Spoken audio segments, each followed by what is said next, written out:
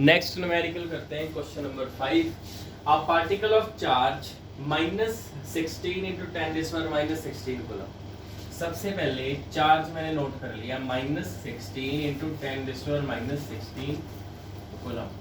Moving with velocity this, उसकी velocity कितनी है 10 मीटर पर सेकेंड अलोंग एक्स एक्सिस।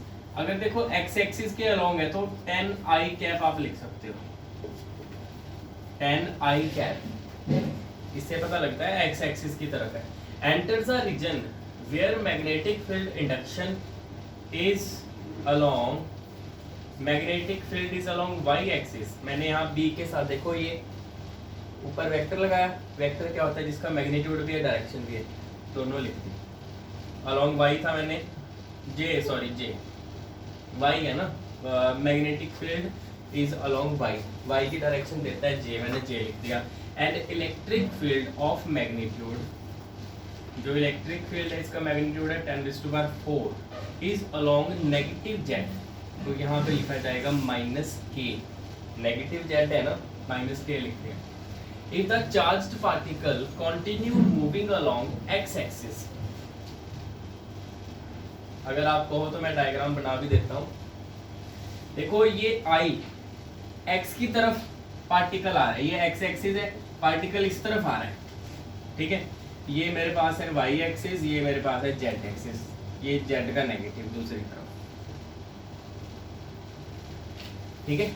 एक पार्टिकल ऐसे आ रहा है, ऐसे जा रहा है एक्स एक्सिस की तरफ, और मैग्नेटिक फील्ड ऊपर की तरफ है, ये मैग्नेटिक फील्ड की डायरेक्शन है ऊपर, और इलेक्ट्रिक फील्ड इस तरफ है, इस तरफ है दूसरी तरफ इलेक्ट्रिक फील्ड -k की तरफ, ठीक है। तो अब आगे क्या पूछा है, if the charge particle continue moving along X axis, वो ऐसे ही जा रहा है, इसका मतलब मैग्नेटिक फील्ड ने और इलेक्ट्रिक फील्ड ने सेम फोर्स लगाया बट अपोजिट डायरेक्शन में दोनों ने, तभी वो डायरेक्शन चेंज नहीं ना करेगा, डिफ्लेक्ट नहीं करेगा, जैसे वेलोसिटी सिलेक्टर में होता है।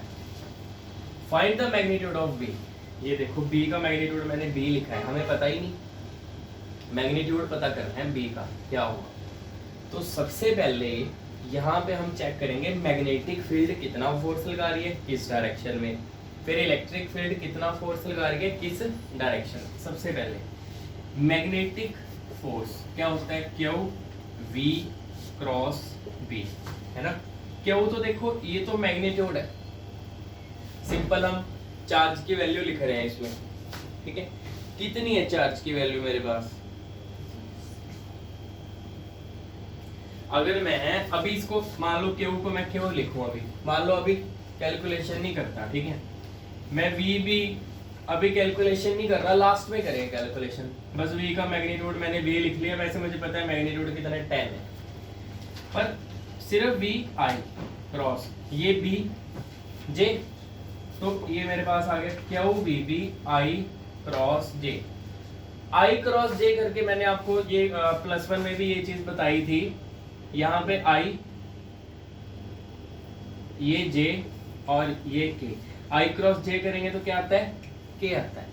तो मेरे पास जो मैग्नेटिक फोर्स आ गया वो आ गया क्यू वी बी और के, इक्वेशन नंबर 1। इसका मतलब जो मैग्नेटिक फोर्स लग रहा है पार्टिकल के ऊपर वो लग रहा है जेड डायरेक्शन में, इस तरफ मैग्नेटिक फोर्स लगेगा, इस तरफ ऐसे मैग्नेटिक फील्ड ने ऐसे जेड डायरेक्शन में फोर्स लगाया। ऑब्वियसली इलेक्ट्रिक फील्ड किस डायरेक्शन में लगाएगी, अगर इसका जेड में है तो इलेक्ट्रिक फील्ड लगाएगी -z में, ताकि वो इक्वल एंड ऑपोजिट रहे, सेम लगेगा। और तभी क्योंकि इसने ये नहीं लिखा charge particle continue moving along X axis, दोनों फोर्स इक्वल एंड ऑपोजिट होंगे। अभी मैंने एक ही बताया आपको, दूसरा भी बताऊंगा, पर पहले ये नोट कर लो आप, मैग्नेटिक फोर्स वाला नोट कर लो। अब करते हैं इलेक्ट्रिक फोर्स के बारे में, ठीक है। जो इलेक्ट्रिक फोर्स है वो हम कैसे लिखते हैं, F =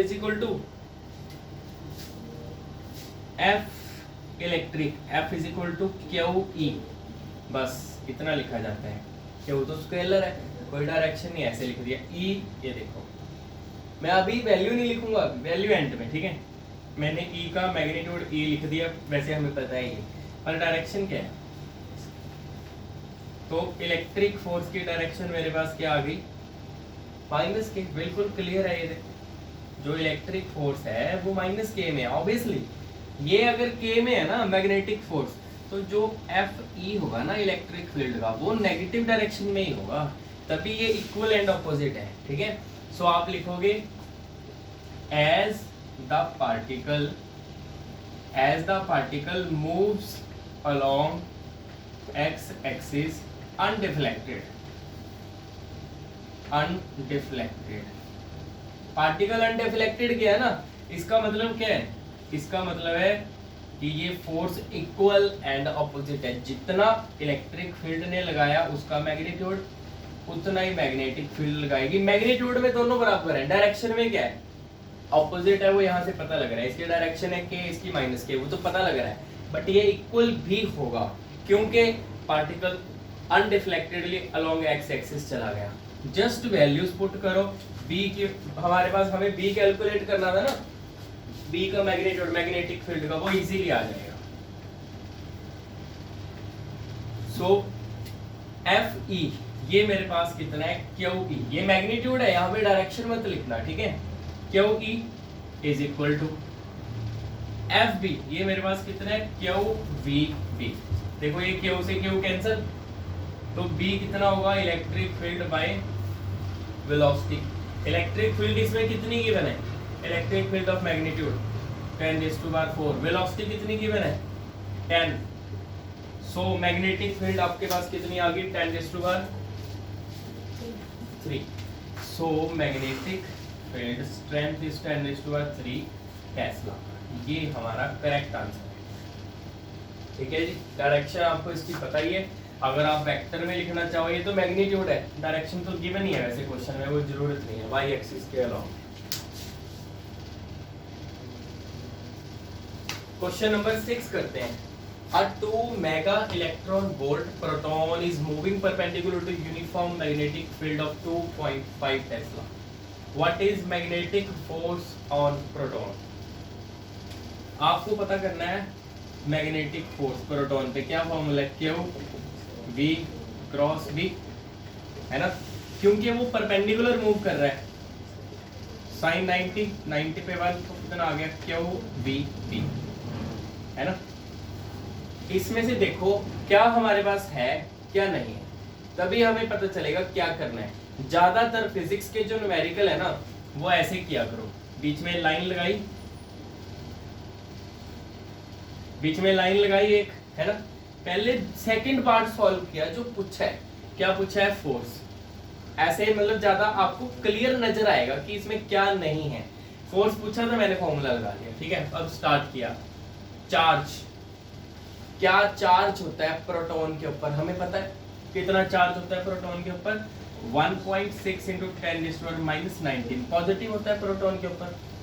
वेलोसिटी हमें क्या गिवन है इसकी, नहीं, डायरेक्ट नहीं गिवन, वेलोसिटी हमें नहीं पता, वेलोसिटी इसकी कितनी है, छोड़ दीजिएगा। मैग्नेटिक फील्ड गिवन है, बिल्कुल गिवन है 2.5 टेस्ला, तो इनटू 2.5, तो सब कुछ पता है, वी नहीं पता। वी कहां से मिलेगा, यहां से मिलेगा, लिखा है ना, और 2 mega electron volt proton is moving, motion में है, तो कौन सी वेलोसिटी है, काइनेटिक एनर्जी है, तो सॉरी वेलोसिटी कह रहा हूँ, एनर्जी, ये है काइनेटिक एनर्जी। हमें जो गिवन है वो काइनेटिक एनर्जी गिवन है प्रोटॉन की, वो है 2 mega electron volt. Kinetic energy कैसे लिखते हैं, half mv²। Done. 2 mega, mega मतलब 10⁻6, इलेक्ट्रॉन वोल्ट को जूल में कैसे कन्वर्ट करते हैं, 1.6 × 10⁻19 से मल्टीप्लाई की, जूल में कन्वर्ट हो जाएगा, ऐसे करते हैं, ठीक है। अभी जूल में आ गई एनर्जी, क्योंकि जूल में चाहिए ना, ऐसा यूनिट है जूल। मेगा इलेक्ट्रॉन वोल्ट या इलेक्ट्रॉन वोल्ट नहीं है, तो मैंने इससे मल्टीप्लाई कर दिया, मेरे पास ये आ। अब देखो ये mv² ऐसे ही 2 ऊपर ले गए, 2 × 2 × 1.6 × 10⁻6 -19 -13, है ना। तो ये m भी नीचे आ गया, तो समझ रहे हो, मैं 2 को ऊपर ले गया, m को नीचे ले आया। अब v कितना आएगा, इसका रूट।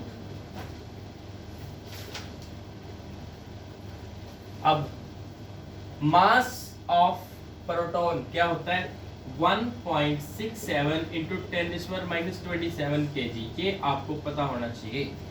जरूरी नहीं है कि हर बार गिवन ही होगा प्रोटॉन का मास कितना है, ठीक है। प्रोटॉन और न्यूट्रॉन का यही ऑर्डर होता है 1.67 इंटू 10⁻⁻27। वैसे जो न्यूट्रॉन है थोड़ा सा ज्यादा मैसिव होता है, हल्का सा, पर लिखा सेम जाएगा ऐसे। तो कैसे सॉल्व करो इसको मैं, इसका अप्रोक्सीमेट आंसर कैसे निकाला जाए बता सकते हो? ये देखो 1.67, मैं 7 क्यों मानूं, जरूरत नहीं है। 1.6 1.6 कैंसिल। जब भी ऐसे आ जाए ना तो आप, अगर यहाँ पे 1.6 ना होता 1.556 होता ना, 1.56 को भी मैं इसको 1.6 ले लेता, क्योंकि कैलकुलेशन तो अप्रोक्सीमेट आपकी आ जाएगी इजीली। तो 2 क्रॉस 2 रूट में आंसर 2 ही बचेगा, है ना। और रूट में क्या है, या फिर एक मिनट पहले मैं इसको प्रॉपर सॉल्व कर लूँ। 2 क्रॉस 2 इंटू 10⁻, ये ऊपर जाके प्लस होगा 27 में से 13 माइनस किया कितना आएगा, 14 आएगा। तो कितना आया 2 इंटू 10⁻7। ये मेरे पास आ गई वेलोसिटी मीटर पर second.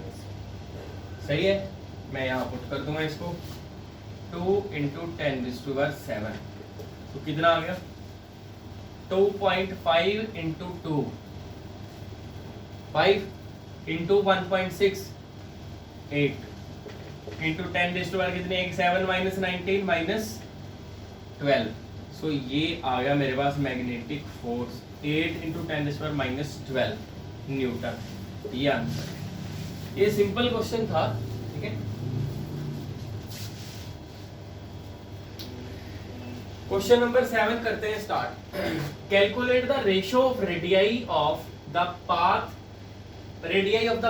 When an electron and a proton, दो चीजों की बात हो रही है, इलेक्ट्रॉन और proton, enter at right angle to uniform magnetic field with same velocity. देखो अगर सेम वेलोसिटी से एंटर करते हैं तो क्या होगा, सेम मोमेंटम से एंटर करते हैं तो क्या होगी रेशियो रेडियाई की, ये पता करनी है।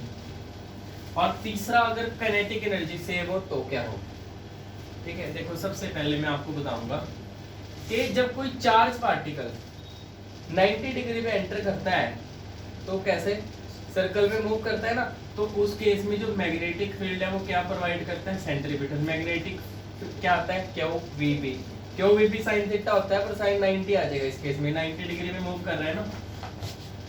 सेंट्रीपिटल mv²/r, v से v कैंसिल हो जाता है, तो r हमारे पास कितना आता है mv/qv।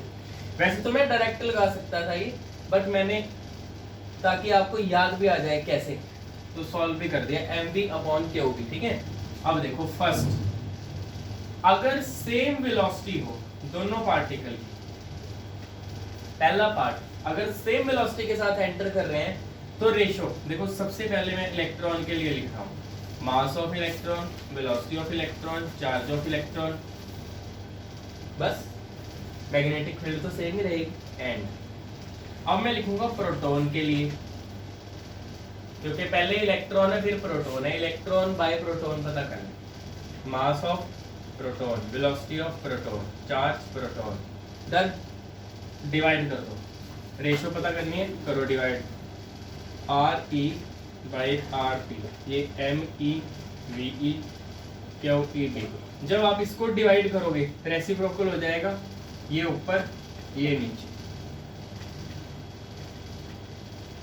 ठीक है। देखो सेम वेलोसिटी मतलब वेलोसिटी ऑफ इलेक्ट्रॉन और वेलोसिटी ऑफ प्रोटॉन क्या है, ये कटेगा। देखो velocity of electron velocity of proton same है, बी से बी कट गया, done. Charge of proton, proton पे कितना चार्ज होता है 1.6 into 10⁻⁻90 mass of electron. Electron पे क्या सेम ही तो होता है, सेम ही होता है ना। यहाँ तो मैग्नीट्यूड लिख रहा हूँ ना मैं, ये पूरा cancel, M E by M P given है क्वेश्चन में, ये देखो, पर M P by M E given है, हमारे पास क्या है एम ई बाय एम, तो उल्टा कर दूं इसका, तो या radius of E electron, radius of electron by radius of proton, ये आ गया पहले का आंसर। नोट करो, फिर दूसरे का भी करवाता हूँ आपको।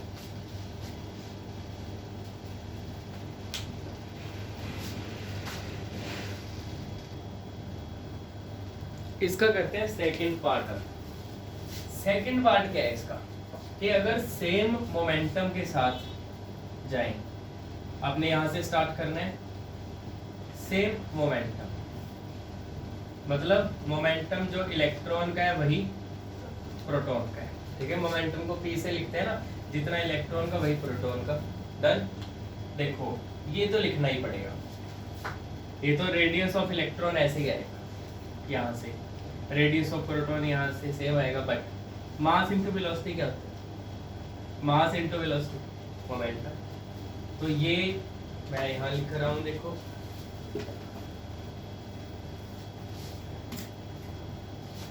रेडियस ऑफ इलेक्ट्रॉन, ये आ गया mass into velocity momentum of electron by Q P, and radius of proton, ये भी mass into velocity momentum of proton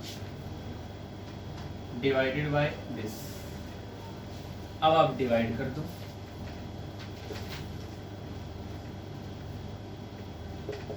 ये ऊपर जाएगा, ये नीचे। देखो सबसे पहले तो मोमेंटम दोनों का सेम है, ये कैंसल, और चार्ज मैंने आपको बताया सेम ही तो है, बस इलेक्ट्रॉन पे नेगेटिव होता है, प्रोटॉन पे पॉजिटिव, मैग्नीट्यूड सेम है कैंसल। तो बी से बी कैंसल, कुछ भी नहीं बचा, रेशो कितनी आ गई 1:1।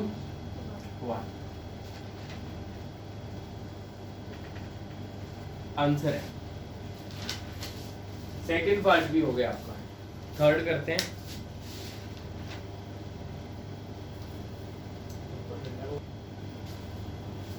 इसका थर्ड पार्ट करते हैं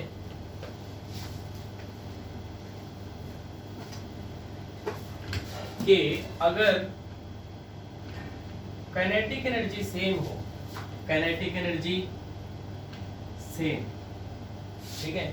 सबसे पहले अब यहाँ पे अगर मैं देखूं, पहले हमने सेम वेलोसिटी की, वेलोसिटी फॉर्मूले में है, सेम मोमेंटम किया, मास इनटू वेलोसिटी वो भी है, काइनेटिक एनर्जी सेम करो, उससे पहले मैं देखूं यहाँ काइनेटिक एनर्जी है नहीं है, हमें काइनेटिक एनर्जी का रिलेशन बनाना है। मान लो काइनेटिक एनर्जी को मैं ई से लिख रहा हूँ, क्या होती है kinetic energy, half M V square. तो मैं क्या करूँगा, इसको मास से मल्टीप्लाई, मास से डिवाइड। ऐसा क्यों किया, ये देखो ऊपर कितना आ गया, एम का स्क्वायर वी का स्क्वायर, तो मैं इकट्ठा लिख दूँ एम वी स्क्वायर, नीचे एम, ये एम वी स्क्वायर आ गया क्योंकि मास इनटू वेलोसिटी क्या है, मोमेंटम, ठीक है। सो ये E is equal to momentum का स्क्वायर, नीचे 2m क्रॉस मल्टीप्लाई कर दो, मोमेंटम का स्क्वायर कितना आ गया 2me, E काइनेटिक एनर्जी है, मोमेंटम कितना आ गया 2me, समझ गए। ये रिलेशन बना लिया हमने मोमेंटम में और काइनेटिक एनर्जी के बीच में। अब क्या सेम काइनेटिक एनर्जी है, सेम काइनेटिक एनर्जी है तो E सेम रखेंगे, मोमेंटम तो हमें यहाँ पता ही है, ठीक है। तो ये देखो अगर मैं लिखूँ ना रेडियस इलेक्ट्रॉन का, ये मेरे पास है मोमेंटम, मोमेंटम इलेक्ट्रॉन का, चार्ज इलेक्ट्रॉन का, मैग्नेटिक फील्ड। अगर मैं लिखूँ प्रोटॉन का, ये देखो mass into velocity, momentum proton का, चार्ज प्रोटॉन का, मैग्नेटिक फील्ड। डन। अब इसमें मोमेंटम को कन्वर्ट करना है, देखो मोमेंटम किसके इक्वल है, दिस है ना, तो काइनेटिक एनर्जी चाहिए हमें इसमें क्योंकि सेम है काइनेटिक एनर्जी। देखो काइनेटिक एनर्जी जितनी इलेक्ट्रॉन की है उतनी प्रोटॉन की, ये यूज करेंगे हम इसमें। देखो मोमेंटम को मैं यूज कर रहा हूँ, momentum is equal to √2me, ये इलेक्ट्रॉन के लिए mass of electron, kinetic energy of electron divided by this, ये आ गया मेरे पास। एंड सिमिलरली मैं प्रोटॉन के लिए लिखूंगा √2me, ये मास of proton, kinetic energy of proton divided by charge of proton and magnetic field. दोनों को डिवाइड कर दो, करें डिवाइड,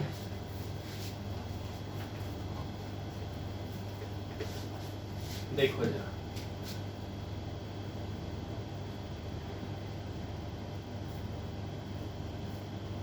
सिर्फ मैंने ये वैल्यू लिखी है, ये वैल्यू ऊपर जाएगी,